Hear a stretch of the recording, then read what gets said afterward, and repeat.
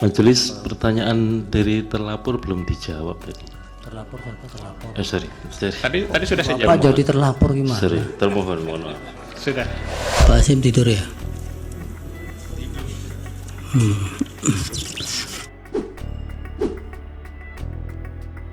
Saksi ahli ekonom UI sebut suara Prabowo hanya 42% jika tak didukung Jokowi dan Bansos. Sidang lanjutan perselisihan hasil pemilihan umum di MK dengan agenda mendengarkan keterangan saksi ahli dari penggugat terungkap bahwa kemenangan pasangan Prabowo-Gibran ada bantuan dari Presiden dan program Bansos pemerintah Jokowi.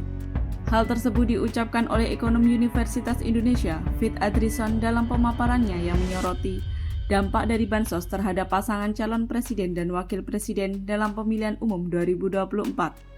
Ia pun mengatakan perolehan suara pasangan nomor urut 2 Prabowo Subianto Gibran Rakabuming Raka meningkat karena dukungan Jokowi dan Bansos. Menurut Fit, dukungan Jokowi dan pemberian Bansos menambah 26.615.945 suara Prabowo Gibran. Menurut Fit, seandainya Prabowo Gibran tak mendapat dukungan Jokowi atau tidak terdampak efek Bansos, perolehan suara keduanya sekitar 65.598.746 atau 42,38%. Jumlah tersebut didapat dari perolehan suara Prabowo Gibran yang ditetapkan oleh Komisi Pemilihan Umum atau KPU. 96.214.691 dikurangi estimasi penambahan suara akibat dukungan Presiden dan Bansos 26.615.945. Estimasi perolehan suara 42,38% itu tak jauh berbeda dengan elektabilitas Prabowo Gibran yang direkam oleh survei Carta Politika pada 4-11 Januari 2024, yakni sebesar 42,20%. Fit pun menjelaskan, ada hubungan positif antara kemiskinan dengan presentasi perolehan suara petahana.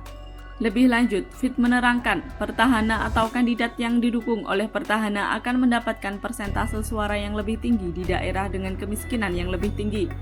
Sebagai referensi, di provinsi yang tingkat kemiskinannya 10%, akan ada peningkatan margin sebesar 6,26% sampai 9% antara suara pemenang dengan total suara seluruh kandidat.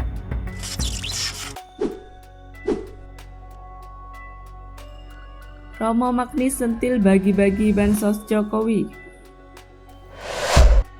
Profesor Filsafat STV Driarkara Frans Magnis Suseno atau Romo Magnis mengibaratkan presiden yang bagi-bagi bantuan sosial atau bansos demi memenangkan pasangan calon tertentu mirip pegawai toko yang diam-diam mencuri uang dari kas toko.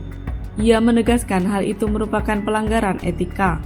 Romo Magnis juga memaparkan terkait bantuan sosial atau bansos yang sempat ramai diperbincangkan sebelum pemilu 2024.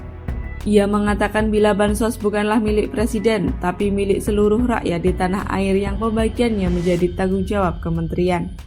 Selain itu, Romo Magnis pun menyatakan presiden boleh saja memberitahu salah satu calon yang didukung dalam pemilu.